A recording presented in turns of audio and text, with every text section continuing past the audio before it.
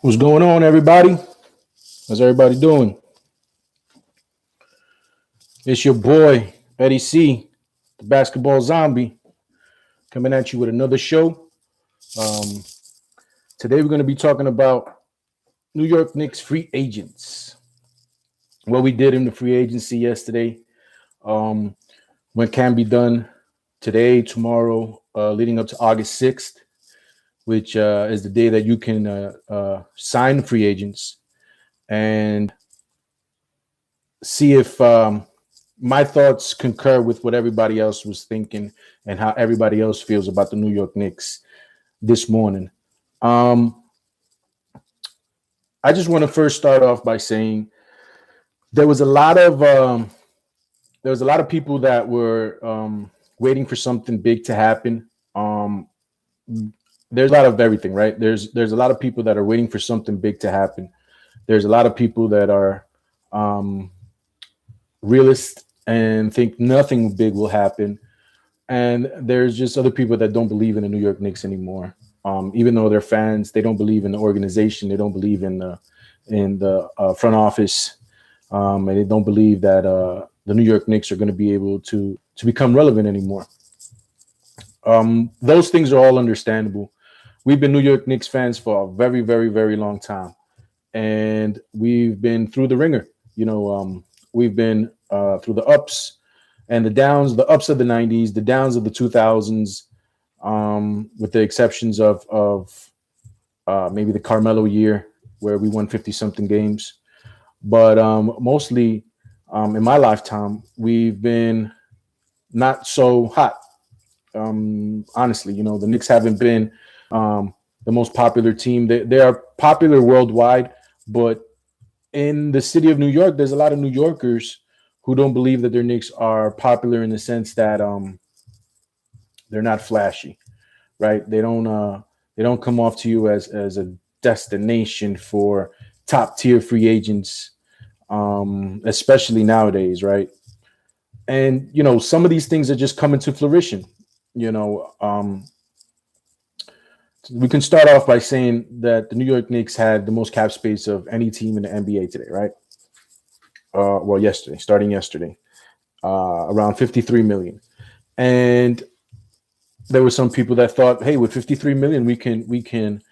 I'm gonna just say this: some people thought, right, that we can get a Kawhi Leonard, that we can get a Chris Paul, that we can get a Kyle Lowry. Um, with the money that we had, we were able to probably get two of those guys, right? But it just so happened that that's just not the way it went. To the chagrin of a lot of New York Knicks fans like myself. Um, it just didn't go that way. So it just adds to the fuel of what are we doing? The front office isn't doing their job.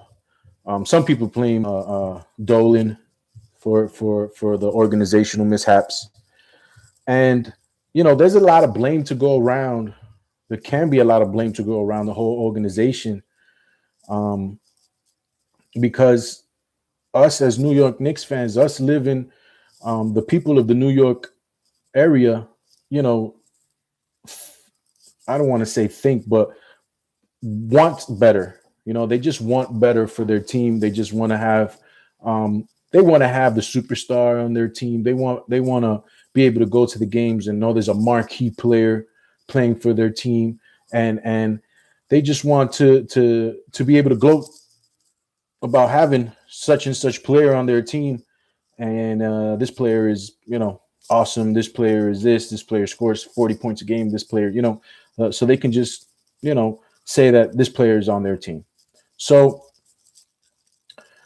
I'm going to start off by reading you guys what we did, and obviously there's things that still can be done today. But at this moment, me starting this live, this is what has been talked about. The possibilities of these doing, because obviously you can't sign these players until August 6th. But like we all know, these stuffs are already talked about. These things are already tweeted by the big dogs and in the media.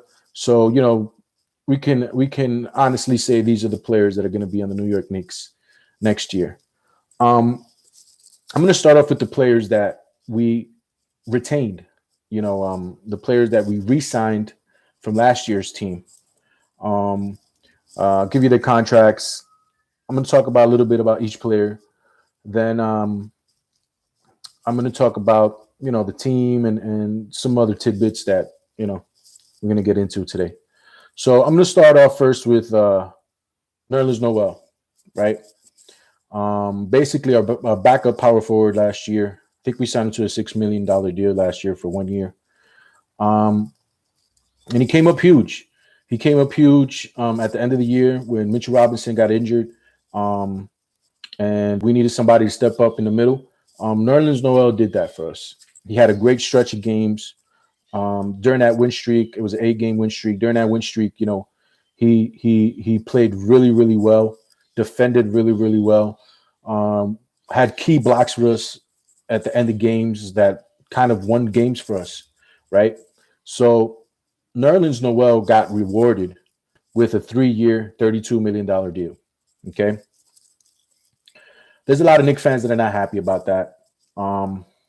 They didn't think probably that Nerlens Noel was worth that money.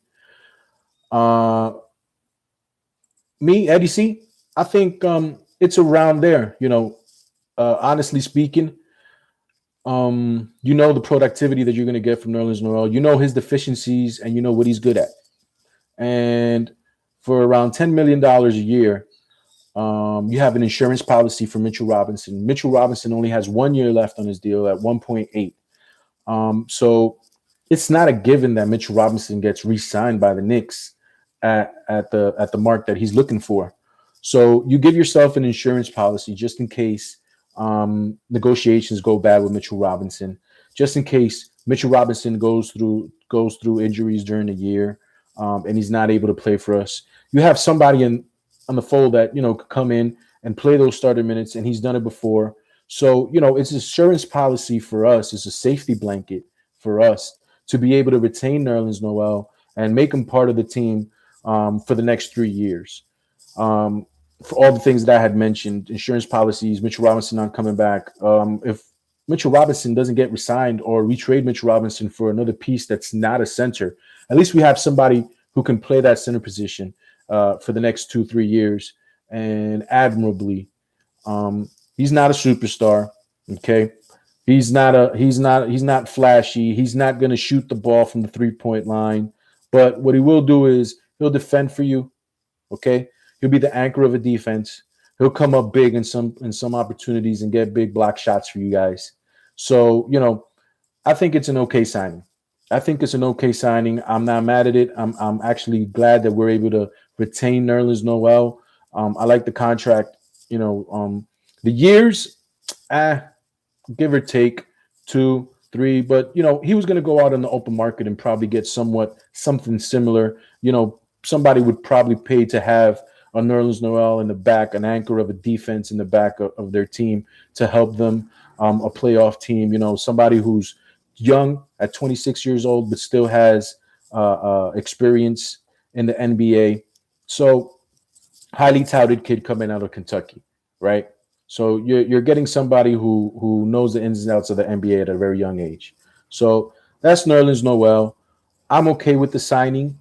Again, it's not flashy. It's not the best signing in the world, but for him to be able to be our second big behind a Mitchell Robinson, be an insurance policy for Mitchell Robinson, and also play some good minutes for us, I think it's an okay signing, and it gives us stability at the center position for the next 3 years.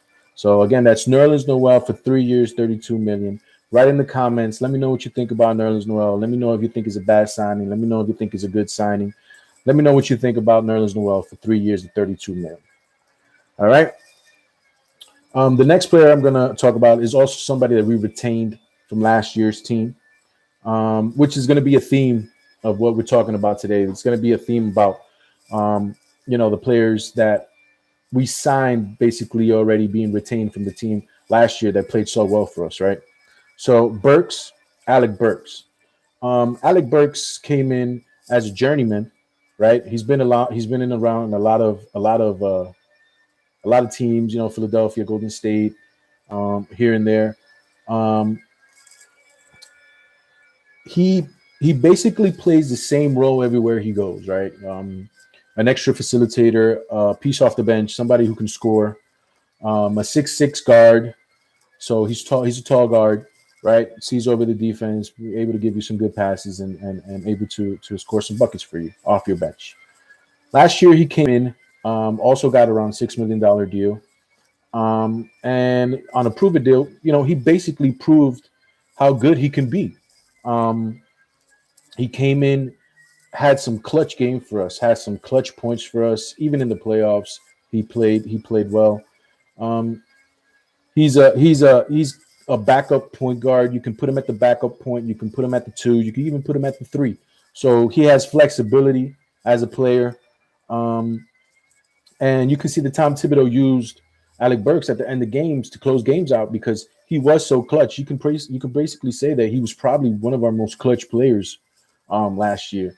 Getting tough buckets, and ones. I loved watching him play, and I had a lot of faith in him over certain players on our squad. I would have rather Burks be out there than other players because he was so clutch. He was getting great buckets for us at opportune times. And I just had more faith in Alec Burks in some points of the season. Um, he uh, he had a bout with COVID last year, which kind of like derailed some of his momentum going into the playoffs. But throughout the year, Alec Burks was a key member of our team, and one of the reasons why we won so many games last year and were a fourth seed in the playoffs. I don't think there's a doubt about it. Alec Burks was a key member of our squad last year, and with that being said, he got rewarded with a 3-year, $30 million deal. All right, so a journeyman comes into New York City and plays well with us. I guess you can also say he's a great locker room. He's a great locker room guy. You didn't hear anything bad about Alec Burks disturbing the locker room or anything like that. So all these qualities, being efficient at scoring, being flexible in lineups, being a scorer off the bench, being a playmaker off the bench. The New York Knicks rewarded him with that, and I ain't mad at that either. I think he deserved to get a contract and have some stability. He's a little bit older than Nerlens Noel. He's around 30 years old, but he's still in the prime of his career, able to give you great productivity for the next 2-3 years.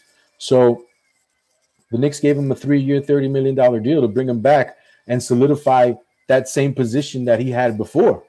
So again, this is coming back to the players that played well for you, the things that they did that helped you out. So I think it was a great signing. I think it was a great signing for them. You know, the the the the thing again is it's not flashy. It's not the flashiest, you know, player that you're gonna sign, and to say, okay, I upgraded at the position or anything like that. It's very linear. It's very linear, and that's probably what rubs some of us Knicks fans the wrong way. Um, I'm gonna be honest with you. Am I peeved? I don't want to say that I'm peeved. Am I disappointed? I'm a little disappointed. I'm a little disappointed in how it's gone for us so far. There's still time to change my mind and to better the situation. And I hope to change a lot of New York Knicks fans' minds. But at the moment right now, I'm a little disappointed and with all the cap space that we had, that we just ended up retaining a lot of the players that we had before. I could fall victim probably to the same thing that everybody else is, that it's not the flashy thing, it's not the shiny new toy, it's just a refurbished a refurbished toy, right? So Alec Burks is going to come in and do the same thing that he did last year. He's going to hit big buckets for us at the end of games. He's going to facilitate for us. He's going to be able to play different positions for us, and he's just going to be a Swiss Army knife that Tom Thibodeau could utilize at any point of the game, which you always need these types of players on a team if you want to be successful. You need to have that utility player who you can put here, put there, and have them, do what they do in any position that you put them in. It's a great thing to have in your back pocket. And I think Alec Burks deserved the contract that he got from the New York Knicks. Again, these players played their hearts out for us last year, and they did what they did. We got where we got because they did what they did. You know what I'm saying? So Burks, 3 years, 30 mil. I ain't mad at it. I think he's going to do the same thing that he did for us last year. He's going to hit some big buckets for us, and we're going to be happy about it. So that's Alec Burks. Again, 3 years, $30 million deal. Tell me what you think about Alec Burks. Tell me if you like the signing. If you didn't like the signing, comment below, and I'll get back to you and respond. I want the comments to come and go because I need to go back and forth with you guys to see how you guys are feeling, what you guys think. I also take whatever info you guys want to give me. If you have information on certain players, write it in the comments below, and I'll look at it and see what information is what you guys think, what info you guys can gather up. You know what I'm saying, that maybe I couldn't find. Right? This is what it's all about. It's about us as Knicks fans working together, and I'll bring you this content. I'll see what you guys think about it. If you guys like it, if you don't like it, and then you guys can give me information what you guys think, and then we can go back and forth on the comments and talk about New York Knicks. That's what we like to do, right? We like to talk about the New York Knicks. So moving on to the next topic, to the next player, we're going to talk about Derrick Rose. All right, Derrick Rose didn't come on the first minute of free agency like Nerlens Noel and Burks did. These players were basically signed in the first minute of free agency. Derrick Rose took a little bit longer. I don't know if that was because he got a contract. He was talking to the Chicago Bulls. There was a lot of rumors that he was talking to the Chicago Bulls. But he basically ended up coming back to the New York Knicks, re-signing with us. And Rose, let's see, Rose got a 3-year, $43 million deal. There's a caveat to Rose's deal, right? Because it seems like the $43 million that was sent to us through Twitter and through the agents, it seems like there is a little discrepancy in it, right? And I'm going to get into the discrepancy with Rose's deal, but on the deal itself, we re-signed Rose for 3 years, $43 million, right? Derrick Rose came in last year from Detroit halfway through the season and just basically balled out for us. He played as well as any player had played. He even got a 6th Man of the Year vote for us. And, this was a player that basically would come off the bench. You can see the difference in the team when he was playing at point. The team got quicker. The team started scoring more. He was able to get players that weren't getting open looks before to get open looks. He himself as a player, you can see the burst, not the 19, 20-year-old Rose burst, but you can see that, the athletic ability in the player. He had that burst, he had that quick twitch. And it was nice to see, man. It was nice to see a player like Derrick Rose come back and play his game the way he used to play from back in the day. His shot was just lethal. He was hitting 3-pointers. He was hitting mid-range shots. It was incredible to watch him, play last year. And he played so well for us. There's no doubt that Derrick Rose had one of his better years last year for us. Again, another player, the reason why we got to where we got, Derrick Rose came in and solidified that point guard position for us, which has been a gaping hole for us for many years. And he just played his heart out. He basically almost played every game. He had his nicks and bruises. Shout out to my man Tony Crow. But he was basically healthy. He was basically healthy the whole year. In the playoff game, he even needed to start for us to get a game in, for us to win a game, because the ineptitude of the point guard position last year, just lent itself to Derrick Rose coming in and trying to save the day for us. He just couldn't do it by himself. He couldn't do everything by himself, but he played so well for us, and he got rewarded with a deal. The New York Knicks looked at that and said, this was an integral part of what we did last year, and rewarded Derrick Rose with a 3-year, $43 million deal. Who would have thunk at this age and this height of Derrick Rose's career, he would be looking at that type of contract, right? He's been good. He had some years where he was lost in the shuffle. He in Minnesota and Cleveland, here and there in Detroit. But a slide move by the New York Knicks organization, trading Dennis Smith Jr. in the second round pick to Detroit for Derrick Rose. And now look at him. He's back with us for a 3-year deal. He's going to get a 3-year run with us. And, he is a key component to our team. He is one of the few point guards that we have on our team that we can basically put out there, and he gets respect around the league. He gets respect by his teammates, and he can ball. So another signing that I ain't mad at. You know what I mean? This is a theme. I ain't mad at it. I'm not ecstatic. This is not these signings don't make me ecstatic. You know what I'm saying? But I ain't mad at them.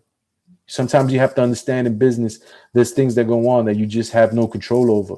You know what I'm saying? And these deals looks like those types of deals that, there's really no control towards what can we do, what can't we do. I'm pretty sure our front office has gone through back channels. They've done everything they can, all their homework, talked to as many people as they can, but the chips fall where they fall. And you have to be ready to take in my line of work, what they call is a push. You know what I'm saying? It's better to push than to lose. So I'm thinking of this as a push. This is a linear move. But maybe it's something that it needed to be done. Us as Knicks fans don't know all the ins and outs. Maybe it's something that needed to be done.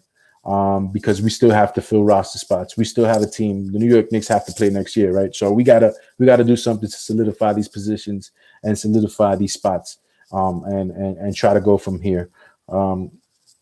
So the caveat on the Derrick Rose situation, the contract situation, right? So according to the contract situation with Derrick Rose, it was said that it was $43 million, but in actuality, if Derrick Rose, with the cap that we have, if Derrick Rose had taken a $43 million deal, it looks like it would have taken all of our cap space, right? But we have the bird rights to Derrick Rose. So I think it was a discrepancy of like $250,000. So in actuality, when we sign Fournier, who I'm going to get to next, Nerlens Noel, Alec Burks, we can basically, with Derrick Rose bird rights, sign him last, right? And we will still have an $8.8 million cap to spend on any player that we like, right? And that's not taking into account the mid-level exception. The mid-level exception is $5.9 million, right? So we have 8.8 and then 5.9 million to spend still on free agents, but we have to wait until we sign the free agent and then sign Derrick Rose last, so that we can go over the cap and sign Derrick Rose to his contract. So that's the caveat that we have on the Derrick Rose contract. We just have to basically wait, sign the players. Once we sign the players and all our cap is done, go over the cap to sign Derrick Rose, and then we'll be able to sign another player with the 8.8 million that we have and the 5 million that we have in the mid-level exception. Okay. So that's a very important note. That's something to keep in the back of our pocket, because that means that we're not done.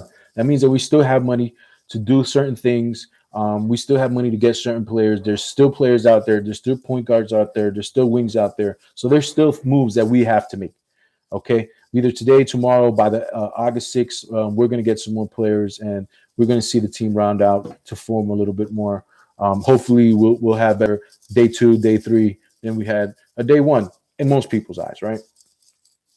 So how can we also get more money? We can unload contracts for certain players. We can unload a Vildoza contract and use, I believe he has 3.3, use that contract to get into the cap, under the cap as well, right? So that's another $3 million that we can use on the Vildoza contract to sign other players.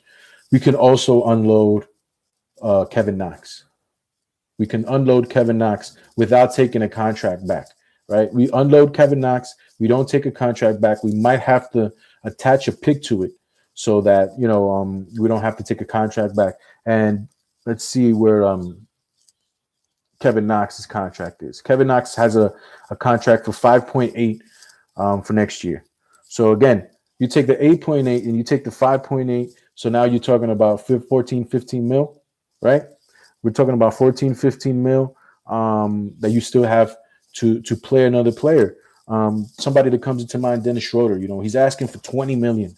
He's asking for 20 million, but the spaces are drying up. There's not a lot of there's not a lot of spaces out there anymore, and he might have to concede um, and take less than what he was really asking for. So, on a 1 year deal, on a 2 or 3 year deal. So, a player like Dennis Schroeder comes to mind and might be able to help us at the point guard position, right? He could probably play with Derrick Rose and have different lineups out there. But, we can still do things, which is the important part, right? We still have money to spend. We have maneuverability to do. There's also trades that can be done. The team isn't set yet. Okay, so that's the bright spot of all this whole situation. We did moves yesterday, but the team isn't settled. We still have a lot of maneuvering to do. So that's again Derrick Rose, 3 years, 43 million in quotation marks because we still have to work out some of the details on the Derrick Rose deal. But I'm happy to have Derrick Rose back on our team, man. Respectable point guard. Everybody respects the kid in the whole NBA, and his teammates respect him. He's a great teammate, and hope he balls out for us next year and either wins Sixth Man of the Year or just plays as best to his ability and gets us more wins in the playoffs. All right, so that's Derrick Rose for you. Now let's talk about the big fish. I say the big fish. That's a little sarcastic. I say it with a little sarcasm because we were looking for something else. To be honest with you, we were looking for something else. Not to say that Fournier is a bad player. He's actually an excellent player. He fits what we want to do. He's a wing. He's 6'7". He can shoot the ball. He can facilitate a little bit, right? So those are the good things about Evan Fournier. Is he flashy? Nah, he's not flashy, man. He's not the type of player that you say to yourself, "Oh yeah, I'm going up against Evan Fournier." You know what I mean? I got to be on my P's and Q's. He did show some fight last year. I kind of like that little interaction that he had with KD. Lets you know that he ain't taking no crap. So this kid is somebody that, I'm glad that we were able to get him on the team. Even though he's not a marquee player, he's not one of those flashy guys that you're talking about that you think, hey, this is going to be, somebody is going to take us far into the playoffs, so on and so forth. But this is a player that's, again, going to solidify a position of need. It's going to help us out on the wing. It's a shooter that's going to help space the floor. He can help facilitate a little bit. This is a good player to have on your team. There's a lot of people that, are mad at, I don't know if it's Fournier himself. I don't know if it's the contract. You can be upset at many things. But Fournier signed a 4-year, $78 million deal. Okay. On the surface, 4 years, 78. There's a lot of people said, wow, we overpaid for Fournier. But the 4th year has a team option, so maybe that's why it took a little longer for the Fournier news to break out because they were going through those negotiations. A player doesn't really want to give the team the opportunity to say to you, no, we're not going to use you next year. So a team option is very important for the team, right? And the New York Knicks were in negotiations for the team option. And that's why probably it took a little longer for the news to break out on Evan Fournier. The team option on the 4th year is huge for us. It's huge for us because it goes from a 4-year, $78 million deal to a 3-year, $58 million deal, which helps you with the palate. It helps you take the contract in a little bit more and think about it a little bit more and say, hey, this is a contract that I can deal with. This is a contract. This is a player that I can roll with at this price point and be happy with at this price point. So Fournier on basically a 3-year, $58.5 million deal. He has a 4th-year team option. So if he proves well in his contract, which I actually think he will, I actually think he's gonna outperform this contract. I think he's going to play well within the system. He's probably going to be one of our second leading scorer on the team next to Julius Randle. And then we also have RJ Barrett there, right? So it's very important to have RJ Barrett in the back, 21 years old, still learning, get some pointers from a guy like Fournier, right? Because he's going to be the man on this team in a couple of years, and he still needs repetition. He still needs guidance. He still needs to be told certain things. He's a stud of a player at the age that he is, but he still needs some seasoning. And we can all attest to that. He still needs some seasoning, and having somebody like Fournier in front of him is going to help him. Is going to help him tremendously. So they're going to probably play together most likely. One they're interchangeable players, right? So they're 2 and they're 3, they're wings nowadays. Now we're not calling them off guards, or we're not calling them small forwards. We're just basically calling them wings. So they're going to be interchangeable at the 2, at the 3, and be able to guard different types of players. Fournier is 6'7", so they're basically the same height, same build. Barrett's probably a little stockier, a little stronger. But again, that's Fournier at 3 years, 50. That's 4 years, 78 million, with a team option on the 4th year. So basically, it's a 3-year, $58.5 million deal on the surface with a team option if he outperforms his contract and the New York Knicks want him to come back. Again, I ain't not, I guess I ain't finding all the words to say, but I ain't mad at the deal. I ain't mad at the deal. Like, it's not the flashiest deal. It's not the players that I would have liked to have on the team. But the New York Knicks have more intel than I do. They know what they want. They know how it fits. They know the pieces to the puzzle of what they're trying to build. And I just have to put my faith in what they're doing and how they're trying to build this, right? Now, those are the players. That's who we have signed so far. Obviously, there's going to be time between now and August 6th. Maneuverability. Other players are going to get signed. You're going to see other players sign with other teams. But for right now, what I'm going to do is I want to go over what the team starting lineups and the bench will probably be for next year at this point in time, without any new news that has been going on, right? Just from this point in time. So I have it broken down like this. Obviously, you guys, if you have suggestions on what you think the lineup should be, how we should go about it, write it in the comments and let's talk about it. But this is Eddie C, the Basketball Zombies lineups, starter lineups, benches, and how I think Tom Thibodeau is gonna use his players. So first off, I'm gonna go with the starters, and I'm gonna say Derrick Rose starts. I'm gonna say Derrick Rose starts because we're not paying somebody 3 years, $43 million to come off the bench and starting a rookie in front of him or a second-year man in front of him, right? Obviously, he's going to have to be monitored. His minutes are going to have to be monitored, and he's going to have to be in those what do you call them? Days that he won't play and stuff. So they're going to have to take care of him, and so he can play well throughout the duration of his contract. So, and I think they'll do that. I think they'll take care of Rose, knowing that he's up there in age, and just use him for when they really, really need somebody like a Derrick Rose. But I think he's going to start, and he'll just get his minutes monitored and be able to start and be able to finish the games for us, which is the most important parts of the game. So I have Derrick Rose at the 1. I have penciled in Evan Fournier at the 2, R.J. Barrett at the 3, Julius Randle at the 4, and Mitchell Robinson at the 5. Okay, so that's my starting lineup. It's basically the same lineup as last year. Just add in Fournier for Reggie Bullock and add in Derrick Rose for Elfrid Payton. So right there on the starting lineup, you already have an upgrade. You can see it right there. Those two players are upgrades over the players that we had last year that we went to the 4th seed for and we won 41 games with. So I think it's right there on paper. You can say that that's a better lineup than we had last year. Off the bench, I think of Alec Burks as a point guard. I said he's interchangeable. You could use him as a utility, but for some reason, I think he thinks I see him as a point guard. When he plays, he has the ball in his hands a lot at the top of the key. I see him as a point guard. So I'm going to pencil in Alec Burks as the backup point. So again, this is somebody that can take minutes from Derrick Rose. Tom Thibodeau has faith in him. He can play him at the point when Derrick Rose ain't in the game, and he can do a lot of things with the ball. So Alec Burks at the backup point, I think, is a great 1-2 combo. Again, this is right now because we don't have any more information. But if the team, this is the way the team is set right now, this is the way I would go.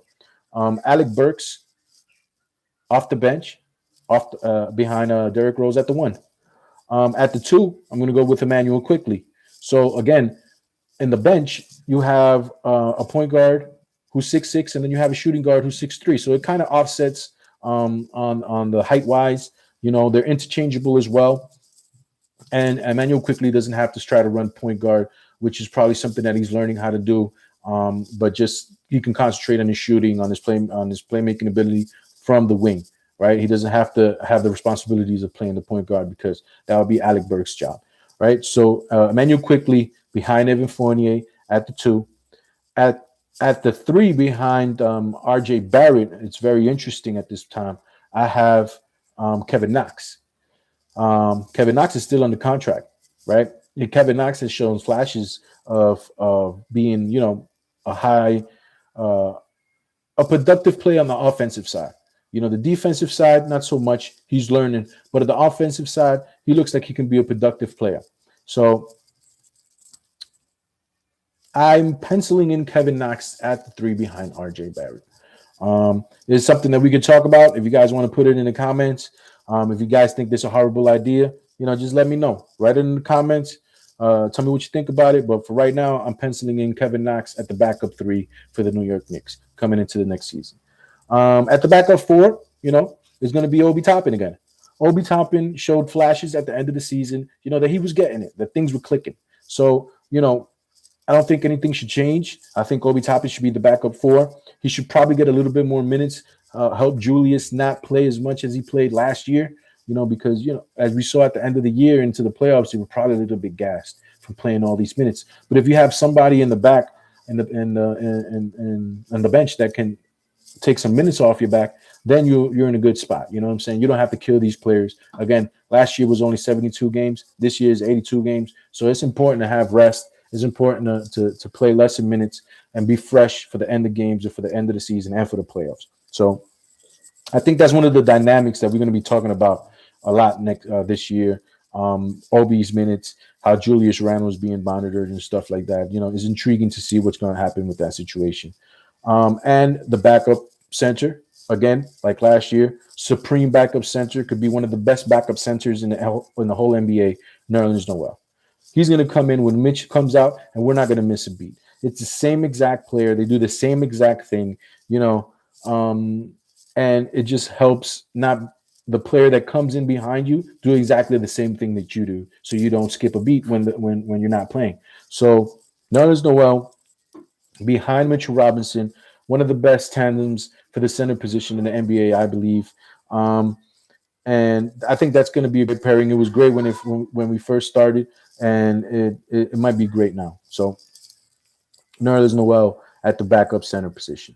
I'm going to go to the third stringers at the moment, and I'm going to go with Deuce McBride.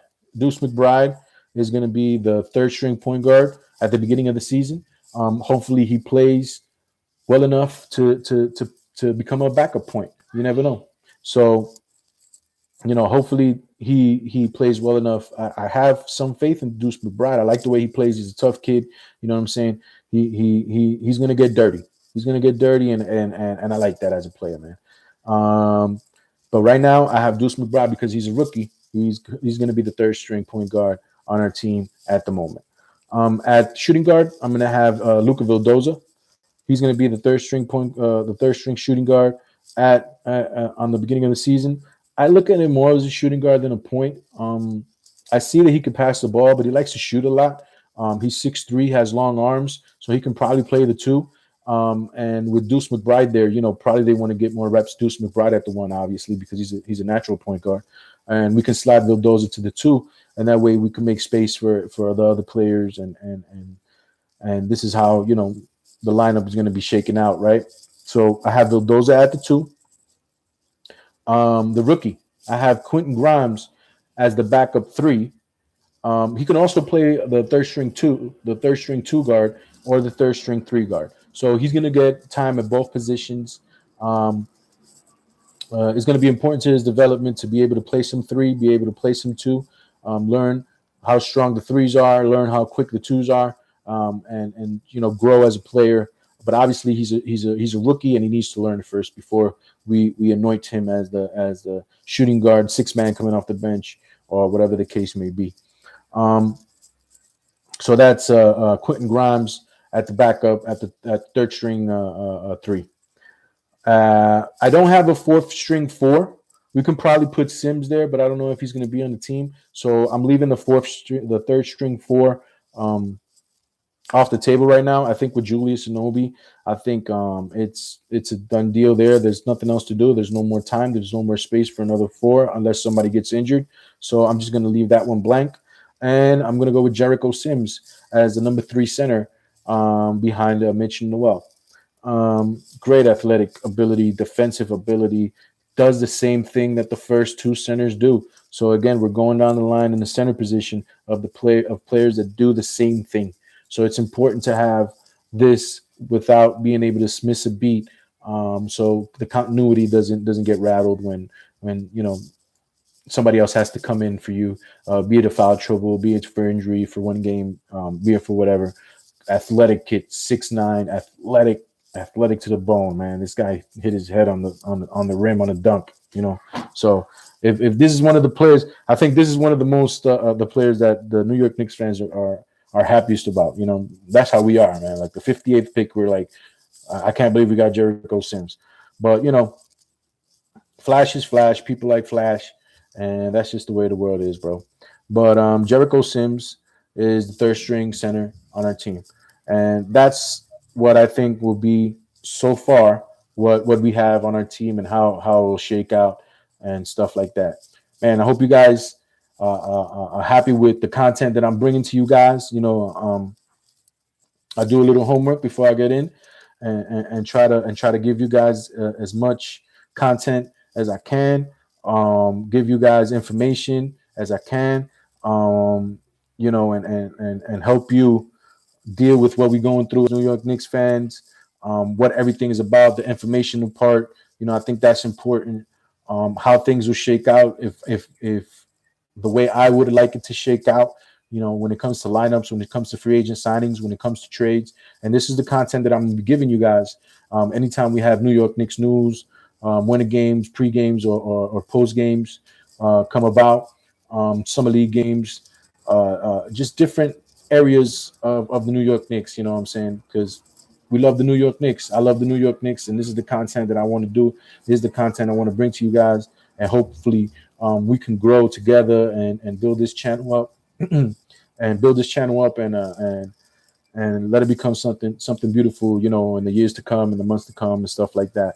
But for now, I'm gonna check out. I'm glad you came and checked me out and chopped it up a little bit with me, But NBA free agency day 1, this is what the New York Knicks did, what the New York Knicks didn't do. Contract situations, lineups at the moment. Please subscribe, like, share. Helps. Give likes. It helps with the algorithms. It helps me get out there, and it helps people know, Eddie C, who Eddie C, the basketball zombie is, and what we do here on this channel.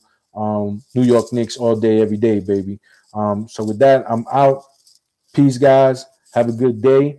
I'll see you guys next time in a couple of days in August 6th when free agency is done and we already know where we at, which are the players that we sign, all the logistics 100%. And I'll give you some more content then. But for now, I'm out, guys. Check you out. The Basketball Zombie. Peace.